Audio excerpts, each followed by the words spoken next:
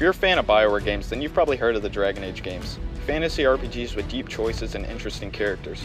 2014's Dragon Age Inquisition expanded what the past two games offered with a larger world, improved combat, and more meaningful choices. But does this installment fulfill the legacy of the franchise?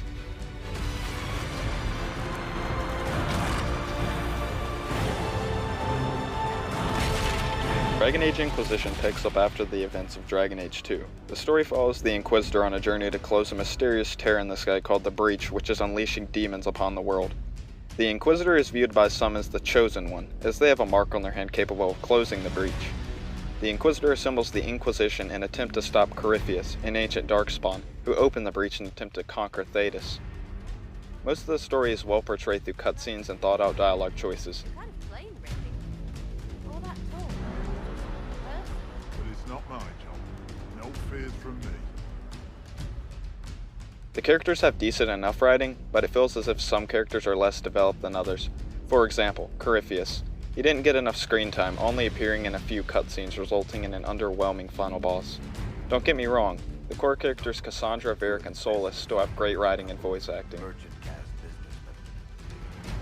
They took a lot of people's coin.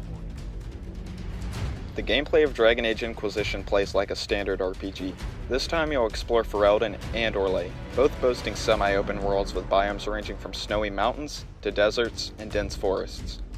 Throughout these worlds you'll gather loot such as weapons, armor, and codex pages containing lore about the land. You'll also complete side quests, the majority of which are unfortunately tedious fetch quests. However, the maps are actually well designed and have a great sense of exploration. Discovering new areas the second time around was awesome. A new addition to this game is the War Table, which allows you to undertake various side missions for loot, gold, or experience points. Each mission requires power, which can be obtained by completing objectives in the world, such as closing a rift, setting up camps, or doing side quests.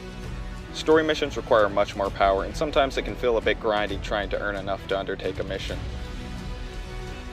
Combat in Dragon Age Inquisition is expanded upon from the last game. You can choose between 3 different classes, Warrior, Mage, or Rogue, each with 3 specializations allowing you to change your playstyle and gain access to a new set of abilities.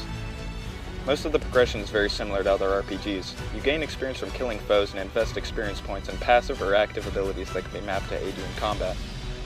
I personally went with a 2-handed warrior specializing in Reaver. Most of the game is fairly balanced and I never felt the need to grind, as the areas have predetermined levels. The only exception was High Dragons, which are extremely difficult enemies that give rare loot. A new addition to Inquisition is the Tactical mode, which allows for in-depth combat situation analysis. Switching to the Tactical mode changes the camera to a top-down view and stops time. You can then actively control battle at your own pace. I didn't use this mode too much, but it's cool to see, and it changes up the flow of the gameplay. Graphically speaking, the game looks great for a 2014 game.